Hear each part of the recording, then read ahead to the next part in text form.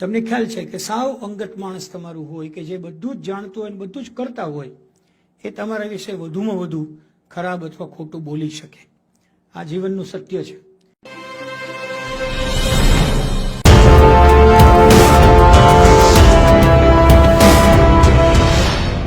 જ્યારે મારા નાના ગયા ત્યારે મારી નાનીને મૃત્યુ પાસે એક ગીત ગાતી મેં સાંભળી ત્યારે મને ખબર પડ્યું કે મૃત્યુ એ મંગળ છે. મંગળ છે એટલે કોઈ દુઃખ વ્યક્ત કરવાની જરૂર નથી.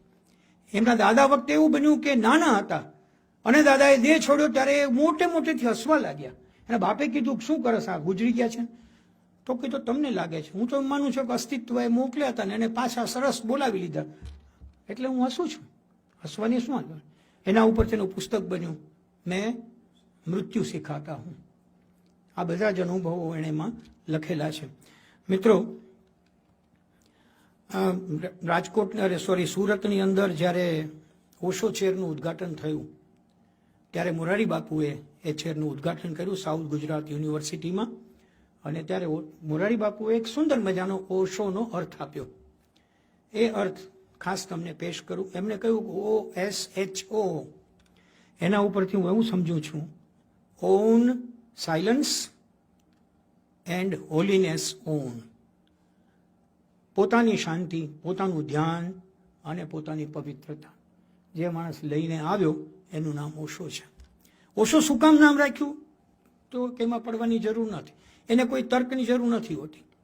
ઘણા બધા પ્રસંગો એવા છે કે જે હું તમારી સામે રજૂ કરી શકું પણ હું રિસ્ટ્રિક્ટ એટલે કરું છું કે મારે ઓશોને બોલતા તમને સંભળાવવા છે કે જેમાં એ પોતે એની વાત કરે છે. મારો અને ઓશોનો સાથેનો પરિચય હું 13 વર્ષનો હતો ત્યારે રાજકોટના રાષ્ટ્રીય શાળાના દરબાર ગોપાલદાસ હોલમાં 35 શ્રોતાઓની વચ્ચે થયો. હું 8મામાં ભણતો હતો અને ત્યારે મને ખબર નહોતી. 3 દિવસના એના પ્રવચનો હતા, 2-2 કલાકના રોજ. અને એ વખતે એણે વિવાદ કર્યો તો એવું બીજે દિવસે છાપામાં આવ્યું હતું. અમને નહોતું સમજાણું કે વિવાદ શું કર્યું. હું તો બોનાનો હતો, જિજ્ઞાસાવશ ગયો હતો. ત્યારે એવું કહ્યું હતું કે તુમ્હારા સત્ય હરીશચંદ્ર पे अटक जाता है. हरीशचंद्र आपका कोई शिखर नहीं है कि जो सत्य की बात करे, आप उससे भी आगे जा सकते हैं.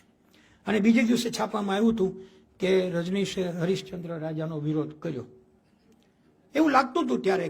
મોટી મોટી ફાળવાળી આંખો અને સરસ સફેદ કપડાં પહેર્યા હોય. એ તમને એમ લાગે કે એનો ભાલ પ્રદેશમાંથી સૂર્ય ચમકતો હોય એટલો એનો પ્રકાશ. એ વખતથી લઈને એવા પણ અનુભવ મેં જોયા છે કે જ્યાં ડોમ ઉપર એ મચ્છરદાની રાખતા હતા. જે ઓશો કોમ્યુનથી પરિચિત છે એને ખ્યાલ હશે. એક વખત એક શ્રેણી એને આખા ડોમમાં મચ્છરદાની ઢાંકીને કરી. અને અમે બંને જ્યારે સાંભળવા ગયા ત્યારે કીધું કેમ આમ છે? તો કે એને એક મચ્છર એને ત્યાં આવી ગયું હતું એટલે એણે કીધું કે એ તો ડિસ્ટર્બ કર રહા હૈ, મચ્છર નહીં આના ચાહીએ. તો શિષ્યોએ નક્કી કર્યું કે આખા ડોમને જ મચ્છરદાની બાંધી દો. આખું ડોમ મચ્છરદાની થયું. એક વખત ગયા ત્યારે બધાને નજીકમાં ભાઈઓ અને બહેનો ઊભા હોય અને એ તમને સૂંઘે, તમારી પાસે આવે અને પેલા સ્નીપર ડોગની જેમ તમને સૂંઘે. કેમ આવું કરો છો? તો કે ભગવાનને હવે થોડી સ્પ્રેની એલર્જી છે અત્તરની, એટલે જો સ્પ્રે લગાડ્યું હોય તો તમારે અંદર નહીં આવવાનું. આપણને એવું લાગે કે આ બધી વર્ણાગી છે, પણ એ વખતે વર્ણાગીમાં જોડાનારા બહુ જ મોટા લોકો હતા. વિનોદ ખન્નાને તમે ઓરેગોનની અંદર બગીચાનું કામ કરતા જોઈ શકો. હોલીવુડની અભિનેત્રીઓને તમે દરડા દળતી જોઈ શકો.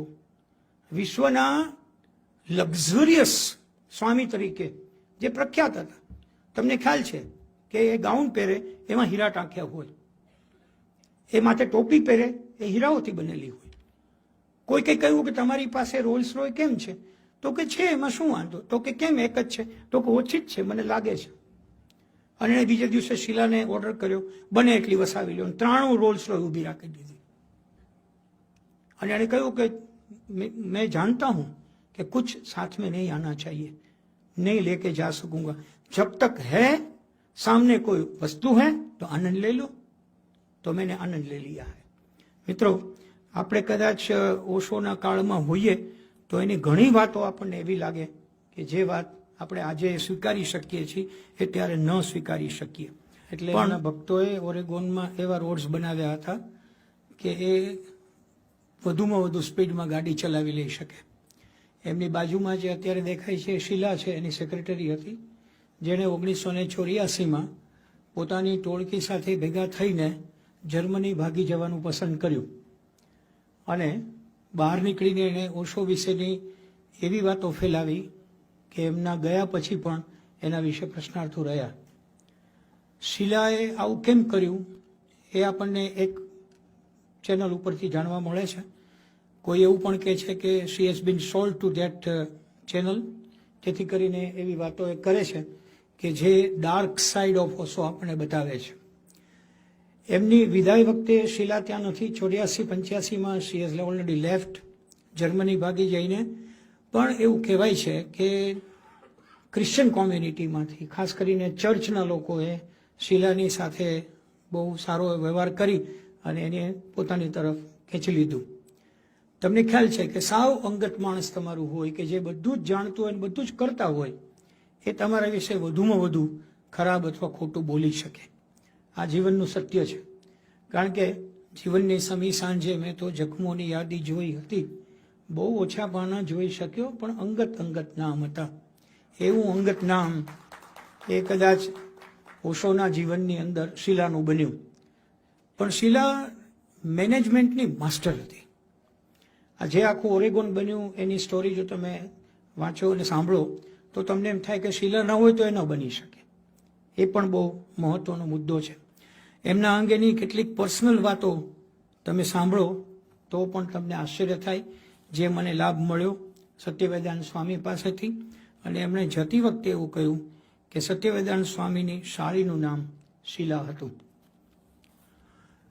સત્યવેદાંત સ્વામીને એક સુંદર મેસેજ ઓશોએ લખીને આપ્યો, એ હું ખાસ શેર કરું અને મારી વાત પૂરી કરું.